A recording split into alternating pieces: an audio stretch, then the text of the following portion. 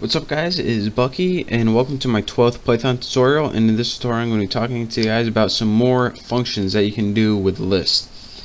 Now the first function I want to talk about is the length function, and what this is pretty much it gets the length of anything or all the elements in your list or sequence. So let me make a list real quick and I'll put this to use. Let's have let me think. Let's say we have a list called numbers, and let's just type a couple of numbers.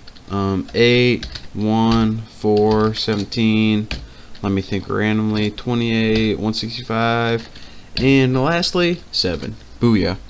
Now actually I want to name this numbers plural, and now we have a list or a sequence called numbers. Now as I said, we can get the length of all the elements in this list by typing a function called length, or len, and this is short for length. So numbers. What you have to do is type the function and then type whatever you want to get the length of and press enter. And as you can see, it says 7, and what this means is there are 7 elements in here. 1, 2, 3, 4, 5, 6, 7. So this is a function, a very simple one that you can use to get the length or number of elements in your list or sequence. Another thing that you can do is get, instead of len, you can type max right there, and that'll give you the maximum number in your list. So tag max numbers, and then it says 165 is the biggest number in your list. And of course, since they made a max function, they also made a min function. Numbers, the minimum number right there is 1, and that's right here, R1. So again, length returns the number of elements, max returns the biggest value, minimum returns the smallest value. And another thing I want to talk to you guys about, another function, is called a list function. And what a list function does is take any string of text, such as Bucky, and it converts it to a list. And this is because there's a lot of different things that you can do to list that you can't just do to a string function, or excuse me, to a string. So this, once you convert it to a list, it allows you to perform all list functions on it. And some of those list functions I'm going to talk to you guys about right now. Some things that you could do to a list but you couldn't do to a string of text. And this involves using index notation to add a new value to the list.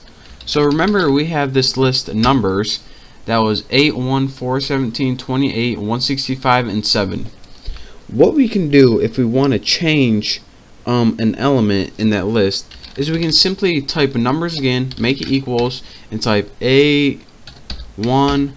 We can do all that and give it a whole new kind of order or elements, or we can do something a little easier. And by a little easier, I mean a lot easier. So kind of confused you there. But what we can do is this. Any element we want to change, just reference the element right there. And remember 3, remember it starts with 0. So 0, 1, 2, 3. So we're saying, alright, that third element, which is actually the fourth, 17, we want to change you to 77. So now put number 3, which is actually the fourth number in your list, equals 77, then press enter. And we're getting an error. And I know why, because I put number instead of numbers. This is so embarrassing. Numbers, had to think about that for a second. 3 equals 77. Guarantee it works. Bam, what I tell you.